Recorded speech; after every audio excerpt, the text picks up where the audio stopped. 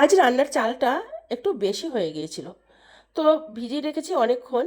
এবারে যতটা রান্নার দরকার ততটাই রান্না করেছি, কিন্তু বাকি চালটা কি করব ভাবছি। তারপর ভাবলাম একটা ব্যাটার তৈরি করে তো নিই, তারপর দেখা যাক কী করি। আবার ভাবলাম যে যেটাই করি না কেন সেটাই তোমাদের সাথে একটু শেয়ার করি। তো সেই ব্যাটারের মধ্যে আরও একটু খানিকটা জল দিলাম, একটু নুন দিলাম, দিয়ে গ্যাসটা ধরিয়ে মানে মিডিয়াম টু লো আঁচের মধ্যে অনবরত নাড়তে থাকলাম। কারণ দেখা যাক কি হয়, শেষে হয়তো কি মতলব হবে, যেটা হবে সেটাই করব। তো তোমার ব্যাটাটা কিন্তু নাড়তে নাড়তে সিদ্ধ হয়ে গেল, আর একটা ডোয়ের আকার নিচ্ছে আস্তে আস্তে। তো সব শেষে দেখলাম বেশ একদম মানে একটু নরম আছে, তখন এর মধ্যে এক মুঠো ময়দা দিয়ে একটা ডো তৈরি করে নিলাম, যাতে করে এটা আমি একটা রুটির আকার করতে পারি।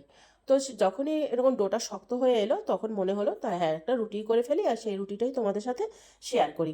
এক হাতে আমি ফোন ধরেছি, আর এক হাতে আমি এই সমস্ত কাজগুলো করছি, যার জন্য দেখাতে কিন্তু আমার অনেকটাই অসুবিধা হচ্ছে, তোমরা বুঝতেই পারছো। তো তবুও করছি।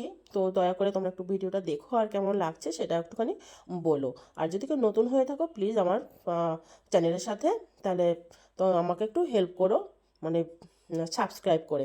যাই হোক, রুটি তো আমি বেলে নিয়েছি এক হাত দিয়ে, এবার আমি ভেজেও নিলাম।